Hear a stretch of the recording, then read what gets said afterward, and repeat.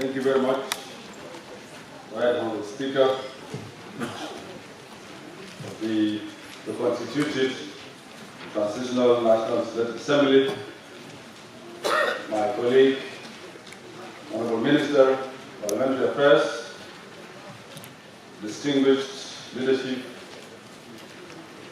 of the TNLA, Honourable members of the Albert House, good morning.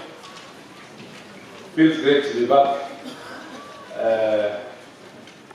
In just a few moments, I was here when I presented the sports development policy. Before I proceed, Right Honourable Speaker, I would like to pass the good news of our national basketball team. I'm sure you have seen this on the media, social media, that we are doing great on the continent. We have defeated Mali and Morocco, but registered a small marginal defeat to Congo, but we are still number one on the continent. I wish to start by thanking you, Right Honourable Speaker, and the leadership of the Specialized Committee on Youth and Sports for yet again prioritizing the deliberation of this crucial national policy, the Youth Development Policy 2024. My remarks will be brief, and I will follow the following outline. I will briefly speak to the background of the policy, then I will go to aims and objectives of the policy, and I will conclude with key features and programs proposed under the policy. In terms of background, I must state from the onset, Right Honourable Speaker, that the Ministry of Youth and Sports carries a huge responsibility to initiate programs for youth empowerment. To achieve this ambition, the Ministry is expected to initiate policies that create opportunities for youth and young people in our country. As such, the Ministry of Youth and Sports drafted the National Youth Development Policy way back in 2013. The policy had been prepared with inputs from a wide range of stakeholders, including National Youth Policy Review Task Force, comprising of youth leaders from across the country, line ministries, development partners, and civil society organizations. The policy was subsequently presented to and approved by the Council of Ministers, and it was submitted to this Honourable House for deliberations.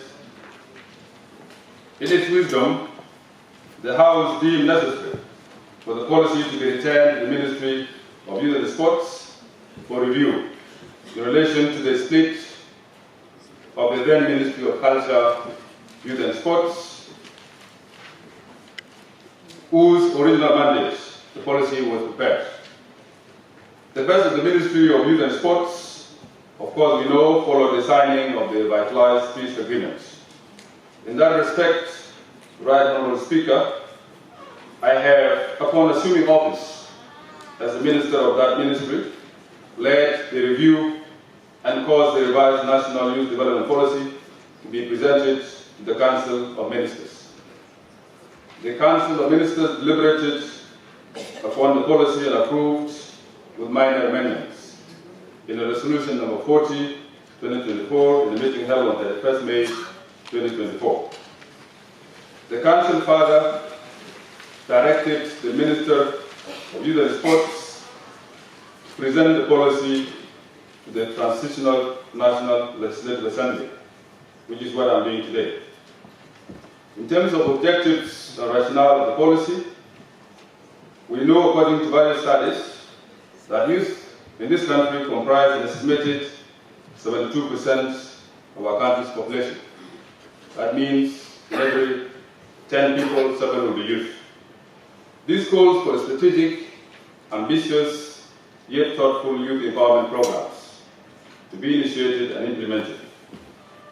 The goal, therefore, is to empower youth to contribute to the attainment of a peaceful and prosperous South Sudan, where all young men and women fully develop their potential to participate in economic and social activities. Underpinning this goal are the following specific objectives.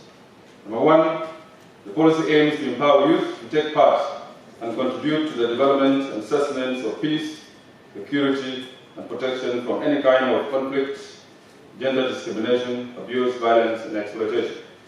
The policy also aims to develop youth to acquire knowledge, vocational skills such as ICT, entrepreneurship, and innovation.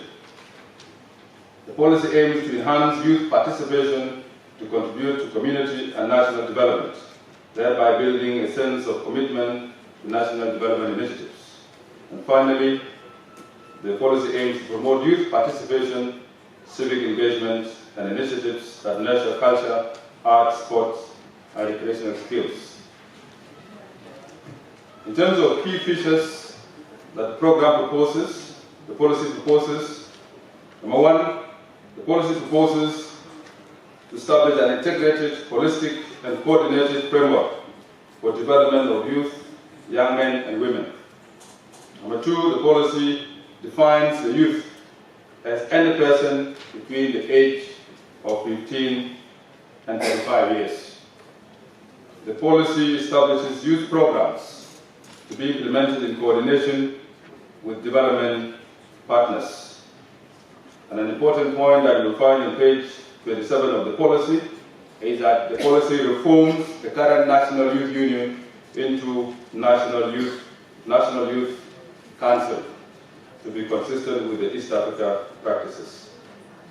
In conclusion, Right Honourable Speaker and honourable members of this honourable House, this is an overview of the National Youth Development Policy, which I now respectfully submit to you for deliberation. Thank you very much.